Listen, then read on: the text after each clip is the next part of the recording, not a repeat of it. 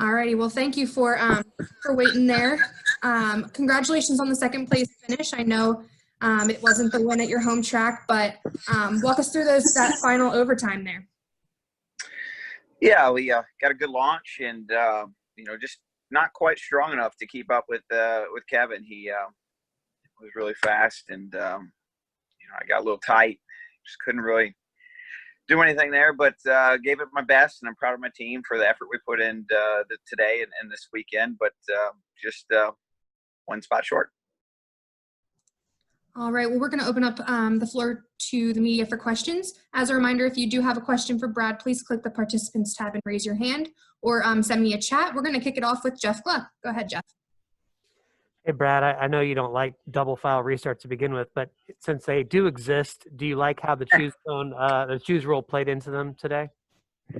Yeah, there were parts I liked and there were parts I didn't like. I'm kind of agnostic, to be honest. I thought at the front it seemed to be a little fun, something kind of different. It's one of those things where I think it's just, when you eat chocolate, you want vanilla sometimes. It just felt different, and different was kind of fun. There were other parts where, I was kind of a little questioning about it. So, overall, I'm kind of neutral on it, Jeff. Thanks. No problem. All right, we'll take our next question from Aaron Barrett. Go ahead, Aaron. Hey, Brad, congrats on a good run today. Talking about that choose rule, we had guys come from fifth, third, et cetera, on the inside and be able to take the lead. Do you think going back into the race tomorrow at the same place, you'll see more guys in second or third consider diving down and testing the inside lane? It's possible. It's just a different dynamic for sure, and opens up some different opportunities. We're all kind of learning together how that plays out. And, this was a first time on a bigger track or a 550 rules package track that we've seen this. And so, it definitely changed a little bit of the race. I'm not confident to say whether it was better or worse. It just felt a little bit different to me. But it should feel different. That's kind of the point. If it wasn't a little different, then why would we do it? I thought there were times when it was interesting. There were times where I was kind of like, I don't know. So overall, like I said, I'm kind of agnostic. Do you guys know where you feel like you were trailing Harvick today? He was so strong. Is there anything you guys can pick up to try to beat him tomorrow? Yeah, he just runs through the straightaways so fast, and he's pretty much equal to where we are in the corners. So, they just really got it dialed in right now. Thank you. No problem. All right, our next question is going to come from Zack Sterniello. Brad, congrats on the run today. Is it more rewarding or is it frustrating to finish second here when this has been so top on your priority list for the last, for your whole career? Well, I'm not going to sit here and complain about it. I could be sitting 35th right now and with a wadded up race car. So it certainly beats that. But, I've heard this analogy over and over again that when you go to the Olympics, the best thing that can happen to you is you win the gold. And the worst thing that can happen to you is not that you don't place or not that you face or place with a bronze. It's when you get silver, because silver is when you knew you were so close.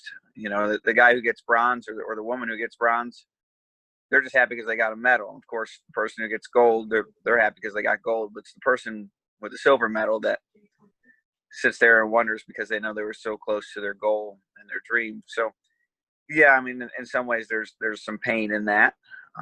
Because you can see it, you can taste it, you can feel it, you're right there. In other ways, I try to remain reflective and positive about, the overall positive day that we had. That said, is it encouraging then for tomorrow's race? Oh, absolutely. There's a lot of cars that I thought we were pretty equal to. Maybe a touch better, maybe a touch worse, depending on who you ask. And we beat all those guys. But at no time did I think us or anyone else was better than the four. Thanks very much. No problem. All right, our next question will come from Taylor with M Live. Go ahead. Hi, Brad. Approaching that last restart there, you guys knew that Kevin Harvick had one of the best cars. What did you think that you needed to do, and what would you maybe do differently if you had one more shot at it?